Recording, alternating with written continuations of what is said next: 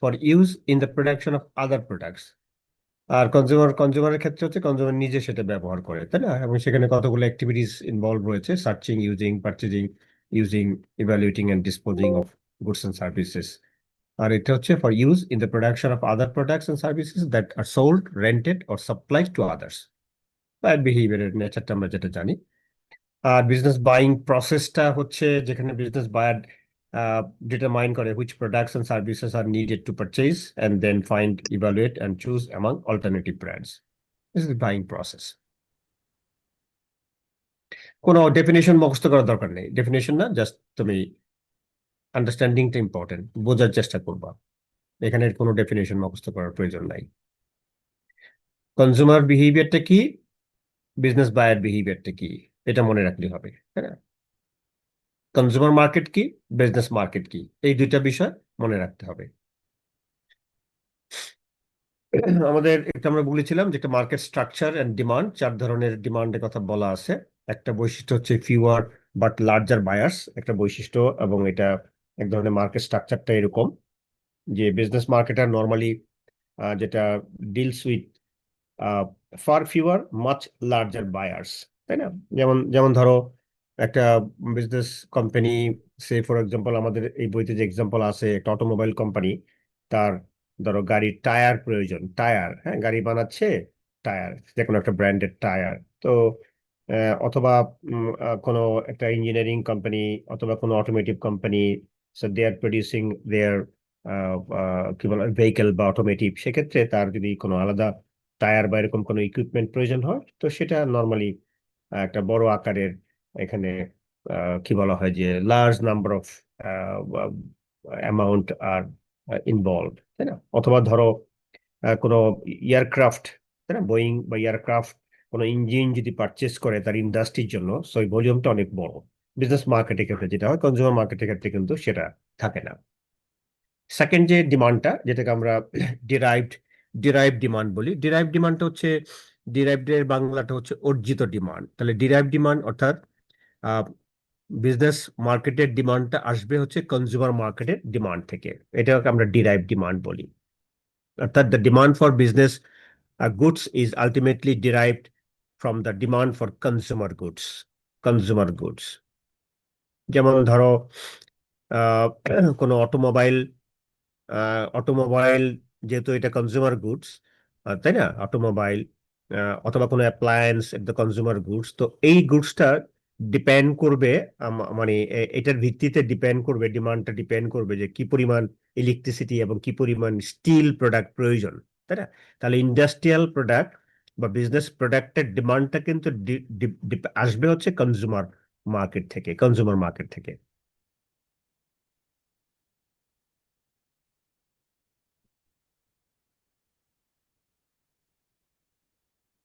Inelastic demand, if we talk about inelastic, তাই না, inelastic demand, যেখানে total demand for many business goods and services is inelastic, তাই না? মানে এটা বিষয়টা হচ্ছে যে প্রাইস যদি বাড়ে কমে, তাহলে আমাদের এটার নর্মালি এই ইনএলাস্টিকের ক্ষেত্রে ডিমান্ডের কোনো এফেক্টেড হয় না, তাই না? যে প্রাইস যদি চেঞ্জ হয় তাহলে দেখা যায় তার ডিমান্ডটা তেমন কোনো পরিবর্তন হয় না। তো যেমন ধরো এখানে একটা এক্সাম্পল দেয়া আছে যে ধরো শু manufacturer are not going to buy much more leather if the price of leather falls, তাই না? যে প্রাইস যদি ফল করে, কমে যায়, তাহলে শু ম্যানুফ্যাকচারাররা কিন্তু বেশি পরিমাণে লেদার কিনবে না, তাই না? Nor they buy much less leather if the price rise, তাই না? যদি প্রাইসটা বাড়ে তাহলে এটা কম লেদার কিনবে তা কিন্তু না, তাই না? তাই না? They can find, unless they can find the satisfactory substitute, যতক্ষণ পর্যন্ত সাবস্টিটিউট না পাবে ততক্ষণ পর্যন্ত কিন্তু দেখা যাচ্ছে যে এই বিজনেস মার্কেটের যে গুডস এবং সার্ভিসগুলোর প্রয়োজন, এটার ডিমান্ডটা থাকে ইন ইলাস্টিক। এটা অবশ্য শর্ট রানের ক্ষেত্রে বলা আছে, লং রান না, for the short run, short রানের ক্ষেত্রে।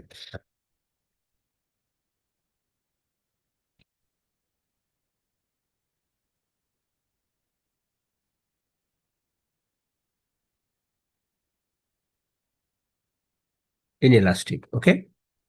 Fluctuating demand,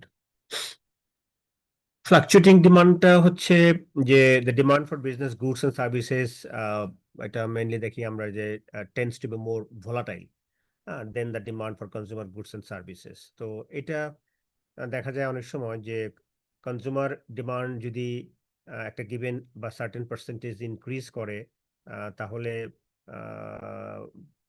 larger percentage increase in the demand for business গুডসের ক্ষেত্রে হতে পারে, যেমন প্ল্যান্ট অ্যান্ড ইকুইপমেন্টের ক্ষেত্রে আমরা দেখি এরকম।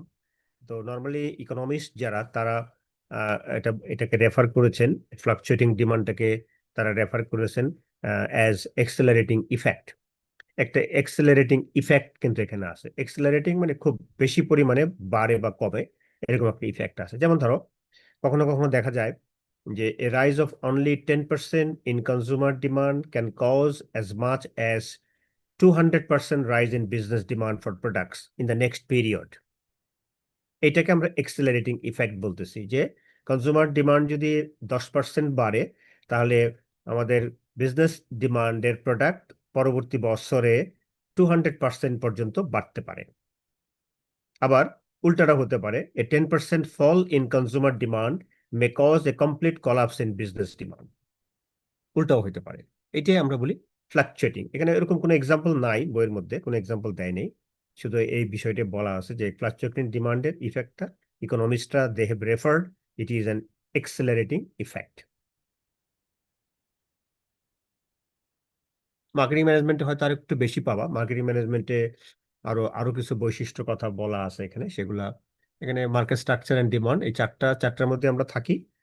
হ্যাঁ, আর অন্যান্য ক্ষেত্রে আমরা কিছু বৈশিষ্ট্য পাই, যেমন ধরো ক্লোজ সাপ্লায়ার কাস্টমার রিলেশনশিপ থাকে বিজনেস মার্কেটের ক্ষেত্রে, প্রফেশনাল পারচেজিং থাকে, মাল্টিপল বাইং ইনফ্লুয়েন্স থাকে, মাল্টিপল সেলস কল থাকে, তারপরে তোমার জিওগ্রাফিক্যালি কনসেন্ট্রেটেড বায়াররা থাকে, ডাইরেক্ট পারচেজিং। এগুলা কিন্তু difference between the consumer and business মার্কেটের ডিফারেন্স। সেটা সেটা মার্কেটিং ম্যানেজমেন্টে যখন পড়াবে তখন তোমরা সেটা পাবা।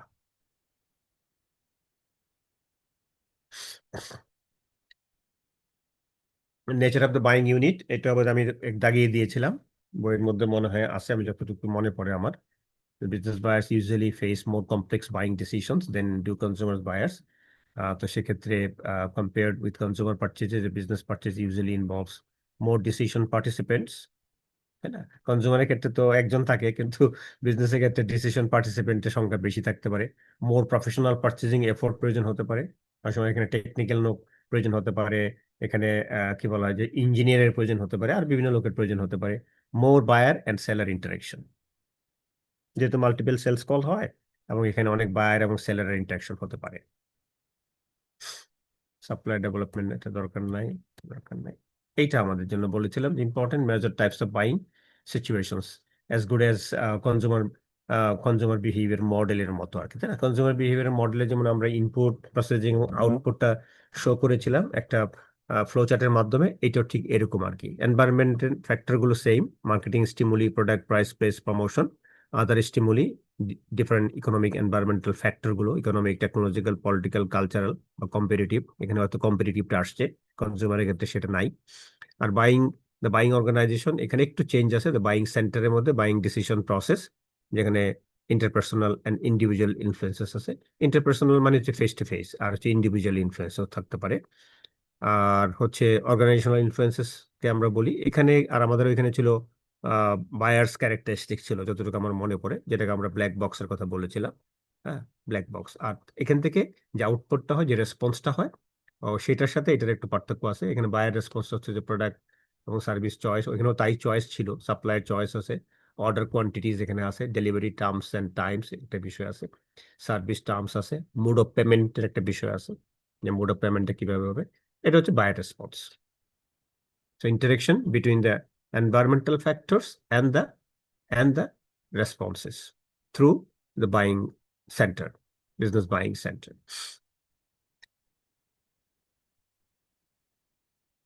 এরপর আমরা আরেকটা ইম্পর্টেন্ট টপিকের কথা বলেছিলাম, major types of buying situations, straight rebuy, modified rebuy, new task. এগুলো পরীক্ষা থাকে অনেক সময়।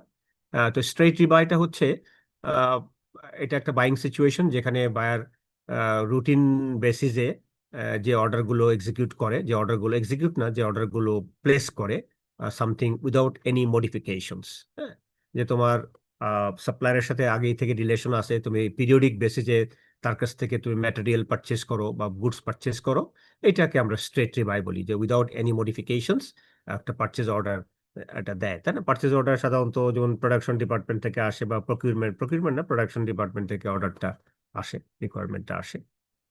দেন হচ্ছে মডিফাইড রিবাই, এটাও একটা বাইং সিচুয়েশন, যেখানে the buyer wants to modify product specification. কতগুলো বিষয় অনেক সময়, যেমন একটা অনেক দিন ধরে যদি তোমার তার সাথে একটা রিলেশনশিপ হয়, ডেভেলপ করে, সেক্ষেত্রে বায়াররা অনেক সময় কিছু কিছু ক্ষেত্রে কখনো কখনো প্রোডাক্ট মডিফিকেশন অথবা প্রাইস বলতে পারে, যে ভাই তুমি তো প্রাইস আমার কাছে বেশি রাখতেছো, প্রাইস ডিল হতে পারে, কমানোর জন্য প্রেশার দিতে পারে।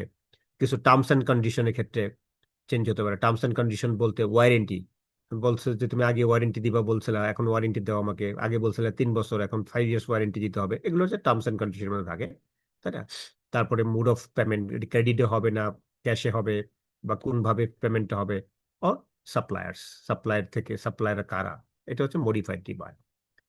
থার্ড ওয়ান হচ্ছে নিউ টাস্ক।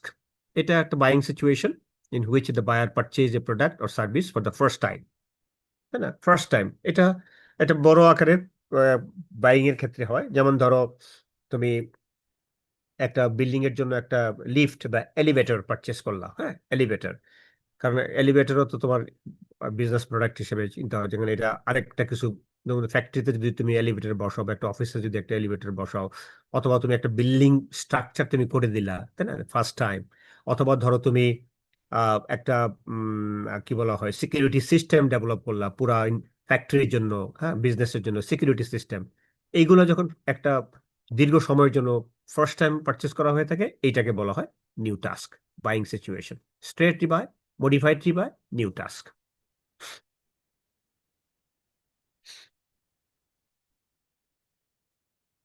কারো কোনো কোয়েশ্চেন আছে?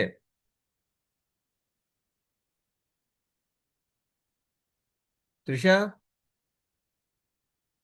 না স্যার। আমার মনে হয় কেউ শুনতেছে না, খালি কোনো রকম একটা খুলে বসে আছে, তাই না? স্যার তো স্যারের মতো করে কথা বলবে, এরকম কিছু? না স্যার, না স্যার। ওকে, ঠিক ঠিক। হ্যাঁ, না, তোমরা একটু শিখতে পারলেই হইলো, এনজয় করতে পারলেই হইলো। আর এটা এমন একটু পড়লেও পারা যাবে, এটা এমন নতুন কিছু, জাস্ট একটু ধরিয়ে দিচ্ছে। Participants in the buying business buying process, এখানে যদিও 5টার কথা বলা আছে, কিন্তু আসলে আছে বেসিক্যালি হচ্ছে 7টা আছে আর কি। হ্যাঁ, তো 7টা আমি একটু বলে দিই, অ্যাড করে দিই। এখানে ইউজার্স, ইনফ্লুয়েন্সার, তো বাইং সেন্টার। বাইং সেন্টারটা কোথায় পেয়েছি আমরা? এই যে এখানে, এই যে মডেলের মধ্যে দ্য বাইং সেন্টার, মাঝখানে যেটা প্রসেসিং হয় এখানে।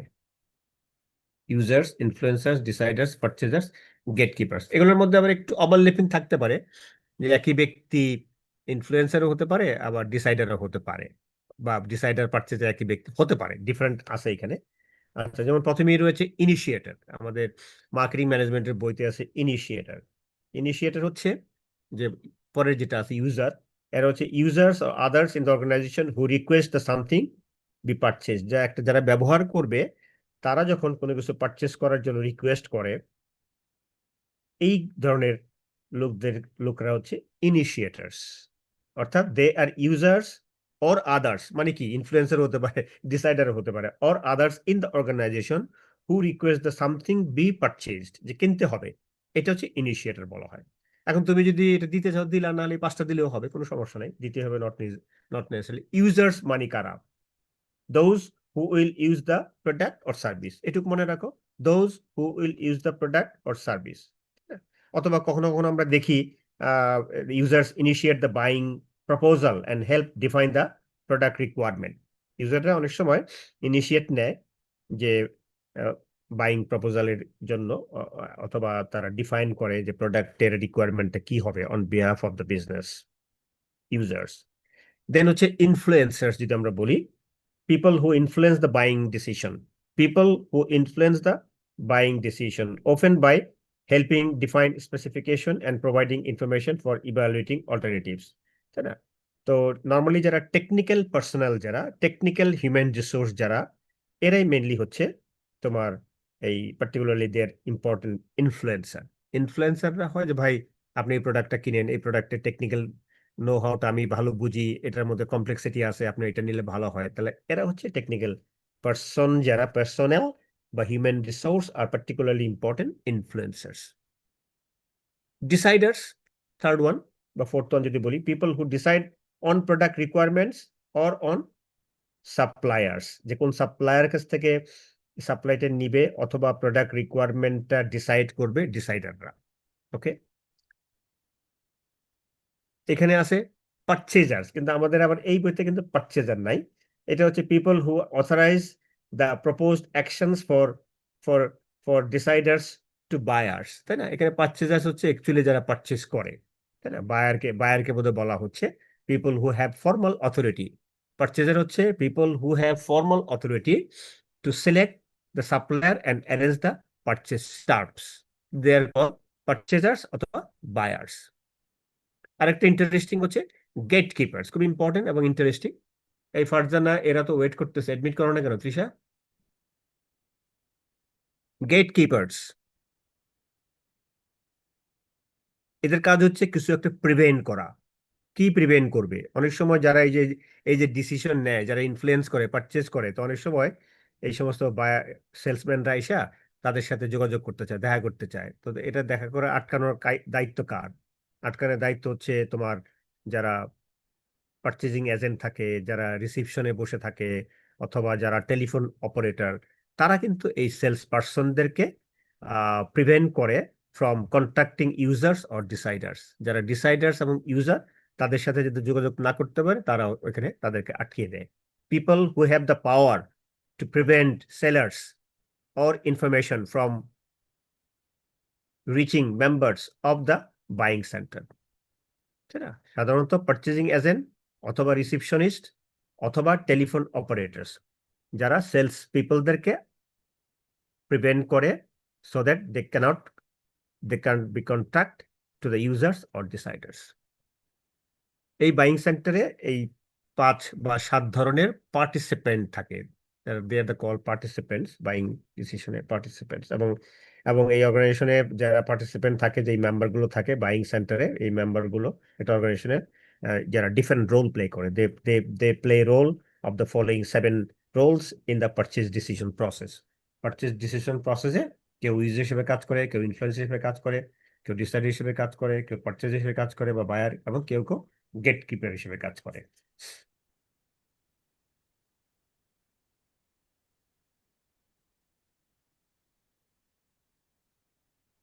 এখানে একটু দেওয়া আছে,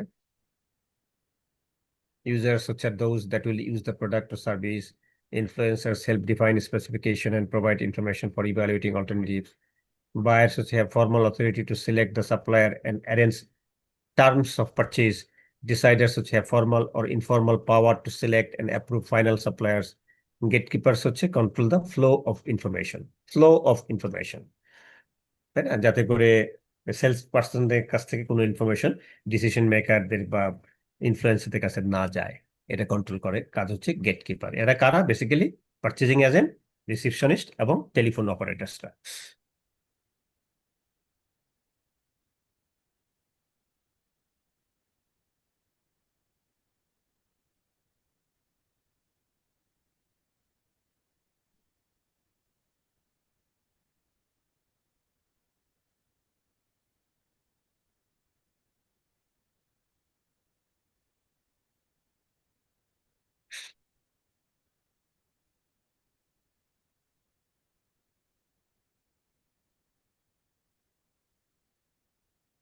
major influences on on on business buying behavior, ওই যে আমরা কনজিউমার বিহেভিয়ারের ক্ষেত্রে যে ফ্যাক্টরগুলো আমাদের বাইং ডিসিশনকে ইনফ্লুয়েন্স করে, ফ্যাক্টরগুলো আলোচনা করেছিলাম। এখানেও এরকম কিছু ইনফ্লুয়েন্সিং ফ্যাক্টর আছে, যেগুলোকে 4টা ক্যাটাগরিতে ভাগ করা হয়েছে: environmental factors, organisational factors, interpersonal factors and individual factors.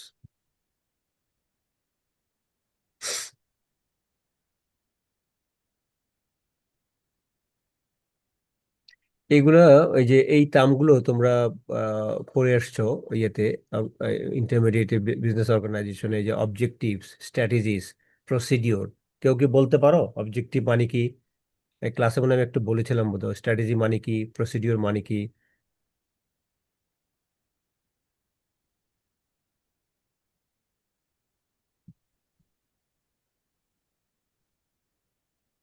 Hello,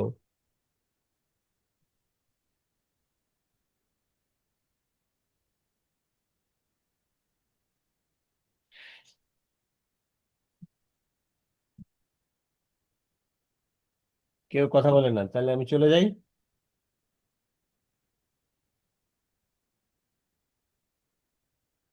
Trisha, Ratul,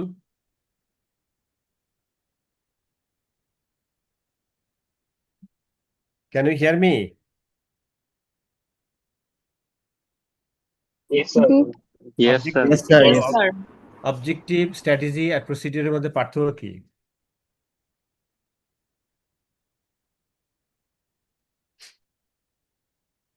না, কথা বলেন, দেখছো? স্যার অবজেক্টিভ হচ্ছে একটা কোম্পানির গোল এরকম। একটা কোম্পানির গোল, একটা কোম্পানির গোল, ভালো কথা বলছো। হ্যাঁ, বলো তারপরে।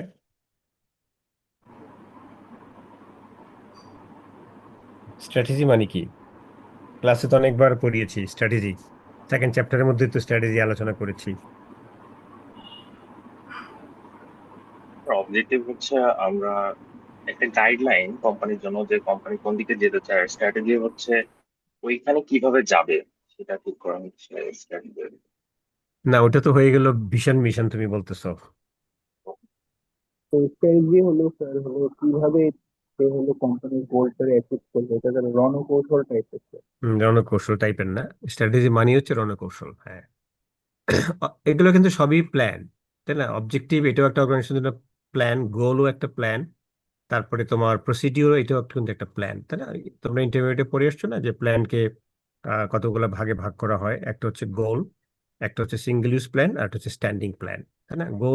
গোলটা কি, লক্ষ্যটা কি? লক্ষ্য হচ্ছে যে plans expressed as results to be achieved may be call goal. যে প্ল্যানটাকে রেজাল্ট আকারে এক্সপ্রেস করা হয়, যেটা অ্যাচিভড হবে, এটাকে আমরা বলি লক্ষ্য, গোল। এই গোলের মধ্যে হচ্ছে অবজেক্টিভ, তাই না? তাহলে অবজেক্টিভ হচ্ছে এক ধরনের গোল, অবজেক্টিভস বলি তাহলে। পারপাস একটা গোল, অবজেক্টিভ একটা গোল, ডেডলাইন একটা গোল, তারপর তোমার কি বলা হয় যে বাজেট একটা গোল, তাই না? এগুলো গোলের ক্যাটাগরিজ আছে। তাহলে আমরা যদি পারপাস বলি, এটা হচ্ছে নন নিউমেরিক্যাল, নট নিউমেরিক্যাল, যে আমার প্রতিষ্ঠানের সেলস ইনক্রিজ করতে হবে, এটা হচ্ছে পারপাস। আমরা যদি বলি যে সেলস 10% ইনক্রিজ করতে হবে, তখন এটা হবে অবজেক্টিভস। যেটা নিউমেরিক্যাল, এটা হচ্ছে অবজেক্টিভস। আর স্ট্র্যাটেজি হচ্ছে, এটা যখন উইন সিচুয়েশন থাকবে, যখন কোনো কম্পিটিটরের থাকবে, তো কম্পিটিটরের সাথে কম্পিট করার জন্য যখন একটা ডিস্টিংক্ট প্ল্যান, এটাও প্ল্যান, এটা এটা স্ট্যান্ডিং প্ল্যান, একটা ডিস্টিংক্ট প্ল্যান তৈরি হবে two compete with the competitors, তাই না? বা একটা গেম প্ল্যান তৈরি করবে ফর অ্যাচিভিং ইটস গোলস, এটাকে আমরা বলবো স্ট্র্যাটেজি, তাই না? প্রতিপক্ষ না থাকলে তার স্ট্র্যাটেজি হবে না, প্রতিপক্ষ থাকলেই স্ট্র্যাটেজির প্রশ্নটা আসবে। প্রসিডিওর, এটা একটা এক ধরনের স্ট্যান্ডিং প্ল্যান, প্রসিডিওর, তাই না?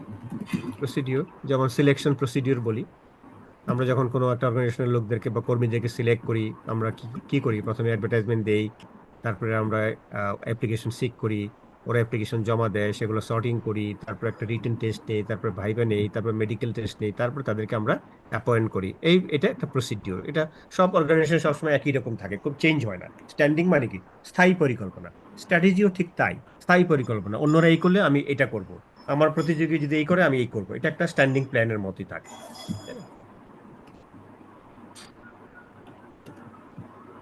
এগুলো অত ডিটেল ডিসকাশন নাই এখানে। এটা page number major influences on buying, page number 198-99 থেকে একটু দেখে রাখবা, একটু দেখে নিও আর কি, পড়ে নিও আর কি। আমার কাছে এগুলো খুব বেশি মেজর ইনফ্লুয়েন্সেস অন বাইং, মানে এনভায়রনমেন্টালের মধ্যে ইকোনমি ইম্পর্টেন্ট ইম্পর্টেন্ট, বাট এগুলো তো আমি মনে হয় যে না বললেও তোমরা লিখতে পারবে। টেকনোলজিক্যাল ব্রেক থ্রু হইলে কি হয়, পলিটিক্স, তাই না? দেশের পলিটিক্যাল সিচুয়েশন যদি, স্ট্যাবিলিটির দরকার, রেগুলেশন, রুলস অ্যান্ড রেগুলেশনস, তাই না? আহ, তারপর যে সমস্ত লেজিসলেশন গুলো থাকে সেগুলা, কম্পিটিশন, তাই না? কম্পিটিশন একটা মার্কেটিং এর একটা one of important concept, core concept. Competition, rival situation থাকে, কালচার অ্যান্ড কাস্টমস, তো কালচার অ্যান্ড কাস্টমস আলাদা করে এখানে দিয়েছে। আসলে তো কালচারের মধ্যে কাস্টমস পড়ে, প্রথা, রীতি, তাই না, ভ্যালুস, অ্যাটিটিউড, হ্যাবিটস, এগুলো তো সব কালচারের মধ্যে পড়ে। এটা ওইখানে ছিল আমাদের সোসাইটির কালচার, এটা হচ্ছে তোমার ধরো তো অর্গানাইজেশনাল কালচার, এরকম একটা কিছু হবে হয়তো। দেশের কালচার না, বোধহয় অর্গানাইজেশনাল কালচার, তাই না, কর্পোরেট কালচার থাকে না, এরকম একটা কিছু হবে। আই এম নট শিওর, দেখতে হবে। তোমরা একটু দেখে দেখে নিও ওটা, ঠিক আছে। অবজেক্টিভ, স্ট্র্যাটেজি, সিস্টেম অলমোস্ট প্রায় সেম। অবজেক্টিভ, স্ট্র্যাটেজিস, প্রসিডিউর এটা একরকম, স্ট্রাকচার, সিস্টেমস এগুলো একরকম, তাই না। ইন্টারপার্সোনালের ক্ষেত্রে যেটা হয়, ইনফ্লুয়েন্স হয় কে কারে করে। একটা অর্গানাইজেশন করতে পারে, এক্সপার্টিস এটা করে, কোনো অথরিটি সাথে একটা ইন্টারপার্সোনাল রিলেশনে যেতে হয়, বা একটা ইনফ্লুয়েন্স থাকে। ডিনামিক্স, এখানে ডিনামিক্স বলতে কি বুঝো আমি জানি না, কিছু একটা আছে বলতে ডাইনামিক্স। বিজনেসের ক্ষেত্রে যেমন আমরা আলোচনা করেছিলাম না, যে অল্টারনেটিভ ইভালুয়েশনের ক্ষেত্রে, ইনফরমেশন সার্চের ক্ষেত্রে ছিল ডিনামিক্স। কি ডিনামিক জানি ছিল, আরে কি ডিনামিক্স ছিল, আমি তো ভুলে গেছি। কথা বলে না, সার্চ ডিনামিক্স, ওটা ছিল সার্চ ডাইনামিক্স। স্যার সার্চ ডাইনামিক্সটা একটু এক্সপ্লেইন করবেন প্লিজ। হ্যাঁ, সার্চ ডাইনামিক্সটা হচ্ছে তোমার, একটা তো আমরা আলোচনা করলাম এক্সপেক্টেন্সি ভ্যালু মডেল, আর সার্চ ডিনামিক্স হচ্ছে যে তোমার যখন তুমি কোনো অল্টারনেটিভ ইভালুয়েশন করবা, তো অল্টারনেটিভ ইভালুয়েট করতে গেলে তুমি কতগুলা অল্টারনেটিভ প্রোডাক্ট বা ব্র্যান্ড তুমি বাজারে আছে, এটা তোমাকে আগে একটা লিস্ট করতে হবে, তাই না। ওই লিস্টটা টোটাল লিস্ট থেকে তারপরে তোমাকে এটা বাছাই করে একটা, এই লিস্টের মধ্যে তুমি কতগুলা তুমি মনে করতে পারো প্রিভিয়াস তোমার এক্সপিরিয়েন্স আছে, যেটাকে আমরা বলি ইভক সেট, তাই না। সেকেন্ডটা কি ছিল, কনসিডারেশন, তারপরে ওইখান থেকে বাছাই করে কমিয়ে আনা, তারপর কনসিডারেশন, তারপর ওইখান থেকে আরো কমিয়ে আনা, চয়েসে আনা, তারপরে ফাইনালি তুমি বাছাই চুজ করলা। এই যে স্টেপটাকে আমরা বলি সার্চ ডিনামিক্স বলি আর কি, সাকসেসিভ সেট অফ ডিনামিক্স বলা হয়। Thank you sir.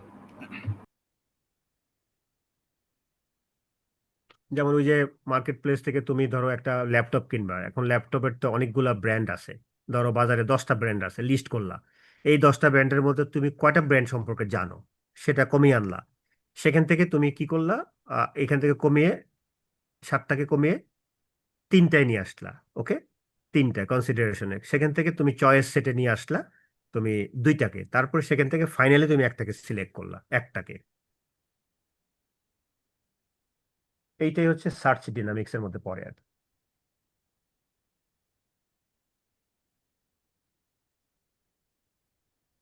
আর এখানের ডিনামিক্সটা কি আছে এটা একটু দেখতে হবে, এরকম বোধহয় কিছু নাই। However it is often difficult to assess an interpersonal factors and group dynamics, ও এটাকে গ্রুপ ডাইনামিক্স বলছে।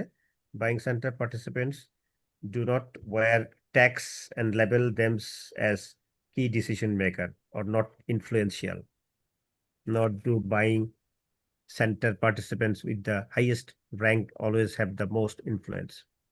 আমি এগুলো বুঝি না, একটা কম বুঝি আর কি।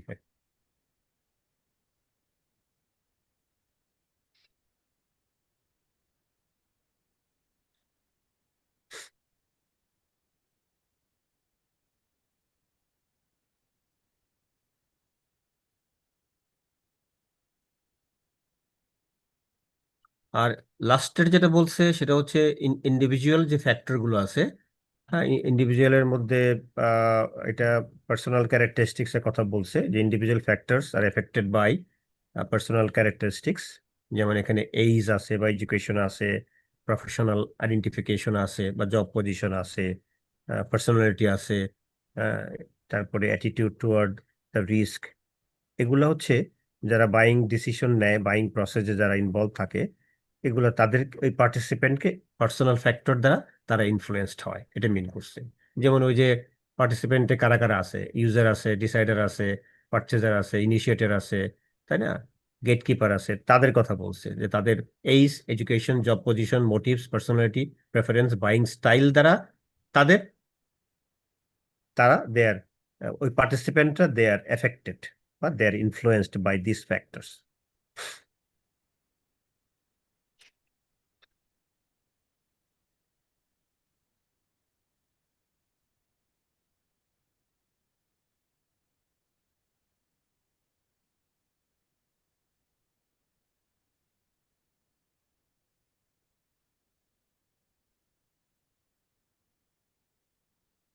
ইন্টারপার্সোনাল যেটা বলছে, ইন্টারপার্সোনালের ক্ষেত্রে ওই যে পার্টিসিপেন্ট যারা যারা ইনফ্লুয়েন্স করে একে অন্যকে, এই interpersonal factors also influence the buying, the business buying process, তাই না? পার্টিসিপেন্টের মধ্যে যারা থাকে একে অন্যকে ইনফ্লুয়েন্স করে, সেটার মধ্যে এরকম যারা ইনফ্লুয়েন্সিং ফ্যাক্টর অথবা এক্সপার্টিস অথবা যাদের অথরিটি আছে, সে একজন আরেকজনকে এইভাবে তারা ইনফ্লুয়েন্স করতে পারে। ডিনামিক্সটা আমি নট ক্লিয়ার, একটু আমাকে বুঝতে হবে, এখান থেকে আমি পড়ে বুঝতে পারতেছি না, উদ্ধার করতে পারতেছি না।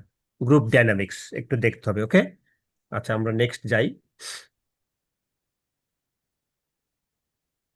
Major influences on buying behaviour, environmental factor, এগুলো নাই আমাদের এই বইতে। Major influences on buying organisational factors, ওইগুলো তো আলোচনাই করলাম। অথরিটি, ডাইনামিক্স, ওই যেগুলোই ফ্যাক্টরগুলো এখানে আলাদাভাবে দেখানো হয়েছে আর কি। ইন্ডিভিজুয়াল ফ্যাক্টর মধ্যে motives, perceptions, preference, age, income, education, attitude toward the risk ইত্যাদি। এইটা আমাদের জন্য ইম্পর্টেন্ট। এই চ্যাপ্টারের মধ্যে one of the important topic, stages of buying business, business buying behavior. There are 8 steps involve. ভালো করে দেখো, প্রবলেম রিকগনিশন বা need recognition, general need description, product specification, supplier search, then হচ্ছে পার্সোনাল সলিসিটেশন, দেন হচ্ছে সাপ্লায়ার সিলেকশন, দেন হচ্ছে order routine specification, দেন হচ্ছে performance review.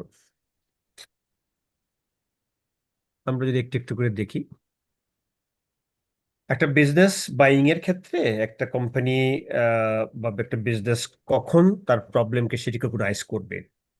কনজিউমারের ক্ষেত্রে যেমন আমরা দেখেছি যে যদি ইন্টারনাল বা এক্সটার্নাল স্টিমুলির মাধ্যমে নিডকে রিকগনাইজ করতে পারে, নতুন কোনো প্রোডাক্ট যদি বাজারে আসে, নতুন কোনো ব্র্যান্ড যদি বাজারে আসে, নতুন কোনো নিড যদি আসে, অথবা ডিসস্যাটিসফ্যাকশন যদি হয়, আউট অফ স্টক যদি হয়, সেক্ষেত্রে একজন ব্যক্তি সে নিডকে রিকগনাইজ করে। এখানে একটা বিজনেস কিভাবে রিকগনাইজ করে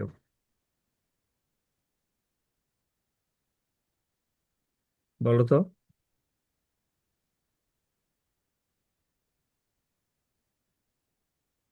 স্যার যদি একটু কাইন্ডলি আরেকবার রিপিট করতেন। কি রিপিট করবো বাবা? ওই যে কি জিজ্ঞেস করলেন এক্স্যাক্টলি, মানে আমি শুনতে পাইনি জিজ্ঞাসা না। করলাম যে কনজিউমার বাইং ডিসিশন প্রসেসের ক্ষেত্রে নিড রিকগনিশন ছিল, ফার্স্ট স্টেপটা ছিল, এখানে 5টা স্টেপ ছিল। ওই স্টেপের মধ্যে প্রবলেমকে কিভাবে কনজিউমার রিকগনাইজ করে, তাই না? তো সেগুলো কতগুলো সোর্স আছে, ইন্টারনাল সোর্স আছে, এক্সটার্নাল সোর্স আছে।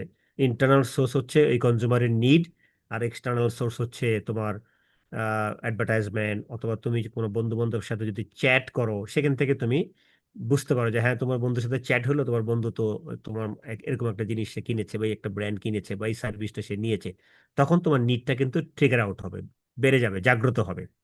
তো ঠিক একইভাবে বিজনেস অর্গানাইজেশন যখন সে কোনো পারচেজ করে, তার ফার্স্ট স্টেপটা হচ্ছে সে তার প্রবলেমকে রিকগনাইজ করে। তাহলে এখানে প্রবলেমটা কি, সেটাই সোর্সগুলা কি কি, এটা আমি বলছিলাম আর কি। এখানেও ইন্টারনাল এক্সটার্নাল বিষয় আছে। এখানেও আছে, যেমন ধরো একটা কোম্পানি একটা নিউ প্রোডাক্ট তার প্রয়োজন, তাই না? একটা নিউ প্রোডাক্ট লঞ্চ করতে চায়। এখন নিউ প্রোডাক্ট লঞ্চ করতে গেলে কোম্পানির প্রোডাকশন ইকুইপমেন্ট দরকার এবং ম্যাটেরিয়ালগুলো দরকার, তাই না? ম্যাটেরিয়ালগুলো দরকার, production equipment and material, if a company would like to launch a new product. তাহলে এটা একটা প্রবলেম রিকগনিশনের মধ্যে পড়ে। অথবা ধরো একটা কোম্পানির একটা মেশিন আছে, এখন মেশিনটা সামহাও নষ্ট হয়ে গেছে, এখন মেশিনটা ঠিক করতে হবে, তাই না? অথবা মেশিনটা ভেঙে গেছে, ঠিক করতে হবে। তাহলে এটাও একটা প্রবলেম রিকগনিশনের সোর্স হতে পারে। এই দুইটাই বইয়ের মধ্যে আছে সম্ভবত, বাট আমি ডিটেলসটা দেখি নাই। আচ্ছা, সেকেন্ড হচ্ছে জেনারেল নিড ডেসক্রিপশন। তুমি যে বিজনেস প্রোডাক্টটা পারচেস করবা, তোমাকে ডিসক্রাইব করতে হবে যে এই প্রোডাক্টের ক্যারেক্টারিস্টিক্সটা কি, এবং প্রোডাক্টের কোয়ান্টিটিটা কি কি পরিমাণ, জেনারেল নিড, যে তোমার আসলে এটা কেন প্রয়োজন, বেসড অন দ্য ক্যারেক্টারিস্টিক্স, তোমাকে কিছু কিছু আছে প্রোডাক্টের ক্যারেক্টারিস্টিক্স ডিসক্রাইব করে তারপরে তোমার তোমার কি পরিমাণ কোয়ান্টিটি প্রয়োজন সেটা তোমাকে ঠিক করতে হবে।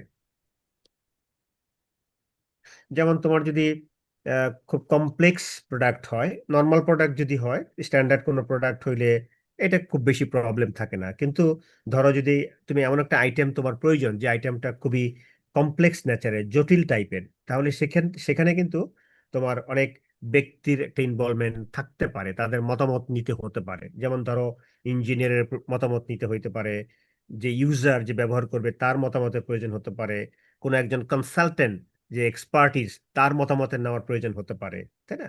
যেগুলা তাদের, তারা যেটা ডিফাইন করবে, তারা যেটা বলবে, সাজেস্ট করবে, বেসড অন দ্যাট কিন্তু এই প্রোডাক্টের স্পেসিফিকেশনটা ঠিক করা হবে। এটা হলো product general need description and product specification হবে।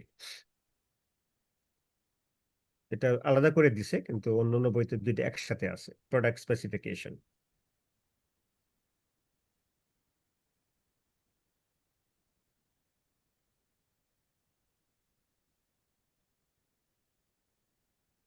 জেনারেল নিড বলতে কোয়ান্টিটি, আর প্রোডাক্ট স্পেসিফিকেশন বলতে প্রোডাক্ট টেকনিক্যাল কমপ্লেক্স হলে সেটা বিভিন্ন লোকের মতামত নিয়ে, অথবা বাজারে কি কি প্রোডাক্ট আছে সেটা কতটুকু রিলায়েবল, কতটুকু ডিউরেবল, প্রাইস কিরকম, অ্যাট্রিবিউট, সেটা কম্পেয়ার করে তারপরে সেটা ঠিক করবে এখানে।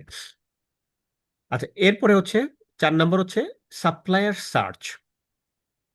ঠিক আছে, এটা একটা stage of the business buying process in which the buyer tries to find the best vendors, best supplier. ঠিক না? তো এখন সাপ্লায়ার সার্চ যেটা হচ্ছে যে অনেক সময় এখন তো ই প্রকিউরমেন্ট হয়।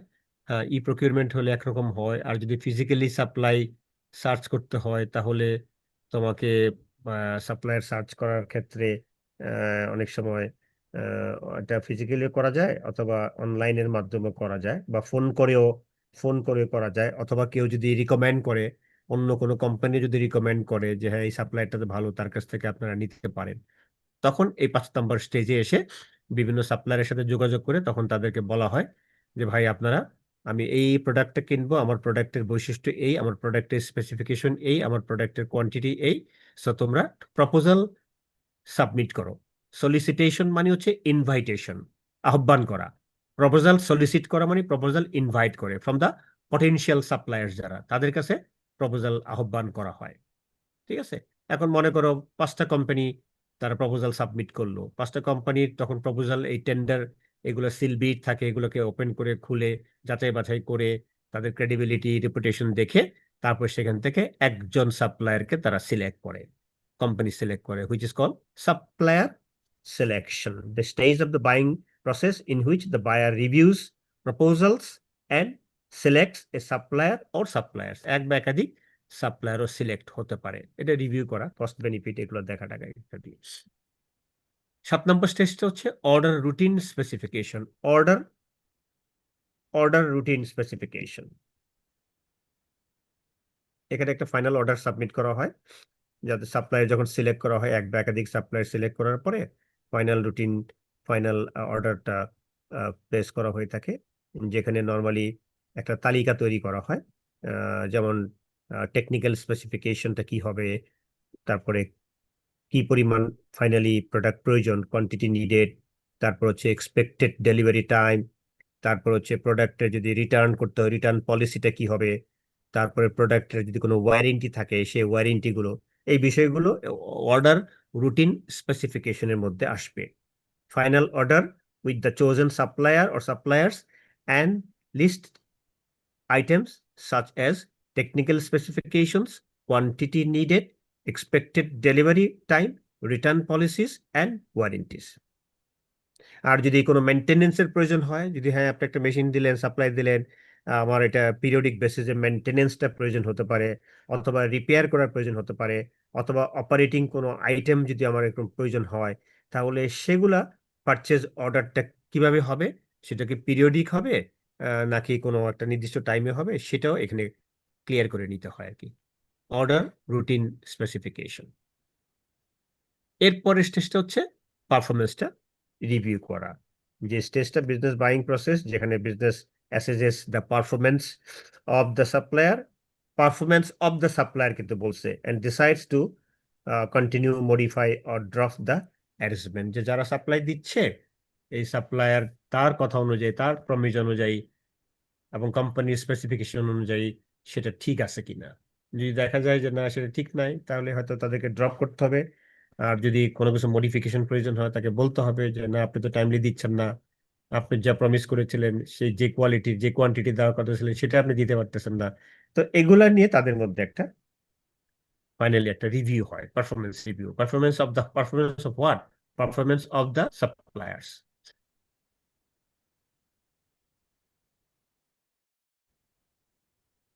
কটা বাজে? 7:47। 8:45। হ্যাঁ, ঠিক আছে। আর আর পড়াবো না, এটুকুই থাক। আর হচ্ছে স্ক্রিনশট নিয়ে নাও তৃষা। স্যার নিয়েছি। আজকে অনেক টায়ার্ড লাগতেছে, সকালে ক্লাস নিয়েছি 4 ঘন্টা, আবার এখন একটু টায়ার্ড লাগতেছে, আবার ঠান্ডাও লাগছে, নাক দিয়ে পানি পড়তেছে।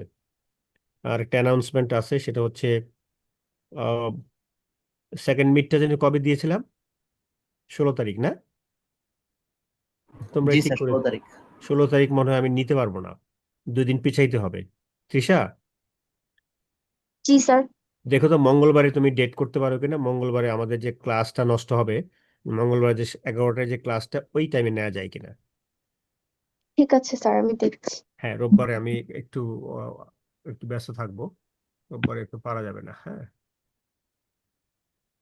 মঙ্গলবারে হলে ভালো হয়। মঙ্গলবারে আমি অ্যাবসলিউটলি ফ্রি আছি, আমাদের একটা ক্লাস নষ্ট হবে, তাহলে ওই ক্লাসের টাইমে যদি নিতে পারি। আর যদি ক্লাসের টাইমে না পাওয়া যায়, তাহলে আমরা নর্মাল ক্লাস নিব, দরকার হলে পরের দিন নিব, অসুবিধা কি, বুধবারে নিব। তুমি মঙ্গল বুধ যে কোনো একদিন দেখো। Okay sir. তো সবাইকে জানিয়ে দাও কতজন আছে ক্লাসে এখন। 64 আছে, হ্যাঁ। 64 স্টুডেন্টস আছে। সো তোমাদের জন্য আমি বলছি যে আমার 16 তারিখের, due to my personal problems as well business, so I will be able to take the exams on that day. So it needs to be rescheduled day after, মানে 1 or 2 days আফটার, তাই না? Either either 18 or 19 করো আর কি। তো let me know, okay? Okay sir. Hmm. অন্যান্য পরীক্ষার date নিতে পেরেছো? জি স্যার, আর 2টা কোর্সে নেওয়া হয়েছে। আচ্ছা, ঠিক আছে, ঠিক আছে, অসুবিধা নেই, অসুবিধা নেই। আর কারো কোনো কোয়েশ্চেন থাকলে বলো, কোনো কিছু কোয়ারি থাকলে।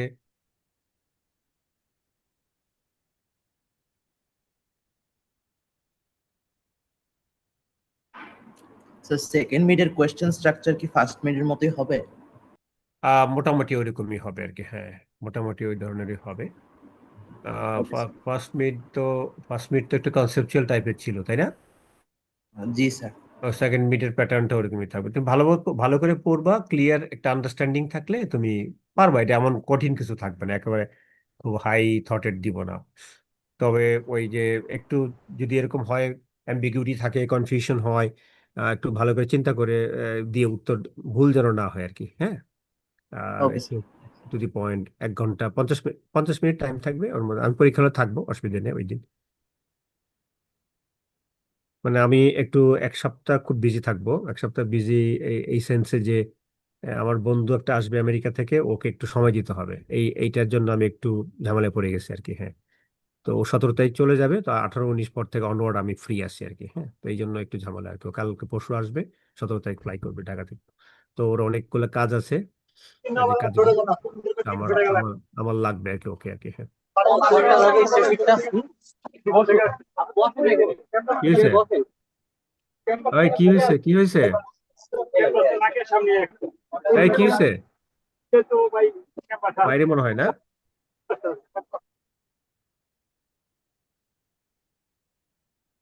আর কোনো কোয়েশ্চেন?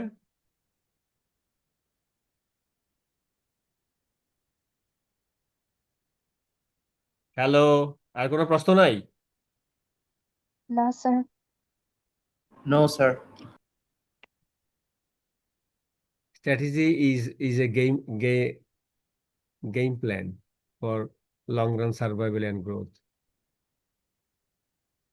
বাহ, মুক্তাদির জামিল খান ভালোই তো দিছে। এটা স্ট্র্যাটেজি যে গেম প্ল্যান না রে, স্ট্র্যাটেজি যে গেম প্ল্যান ঠিক আছে, for long run survival and growth ওটা তো স্ট্র্যাটেজিক প্ল্যানিং এর ক্ষেত্রে। Strategy is a game plan for achieving its goal হবে, হ্যাঁ, for achieving company's goal. Strategy is a company's game plan for achieving a company's goal. এটা হবে objectives and goals বা goals and objectives.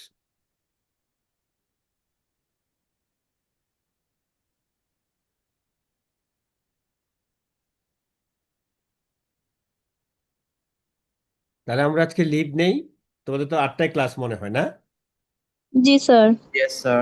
আচ্ছা, ভালো থাকো, টেক কেয়ার, আল্লাহ হাফেজ। Okay, so thank you, sir. আল্লাহ হাফেজ, থ্যাংক ইউ ভেরি মাচ।